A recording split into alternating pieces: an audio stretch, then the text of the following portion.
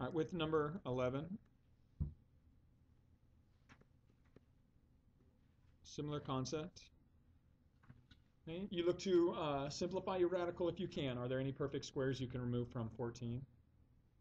No. So we can go ahead and rationalize. And we rationalize by multiplying by the conjugate. Same terms, root 14 and 2, opposite sign between. So there was a negative, so we'll change that to a plus. Multiply across the top. Again, we're just going to leave it as factors. And then across the denominator, it becomes the difference of squares. So we're going to take, again, root 14 squared, which is 14, always a minus, and then 2 squared, which is 4. So that gives you a net of 10. And so now when you look to reduce your fraction, 5 goes into 5 once, 5 goes into 10 2 times. So you get root 14 plus 2 over 2. When you enter this, if you were to enter this online, you'd get square root 14 plus 2. Now, if you did this, if you just entered it like this, using order of operations, what are you dividing by 2?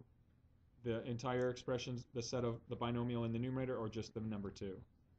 Yeah, so make sure you put grouping symbols to identify everything that's in your numerator before you divide by your denominator.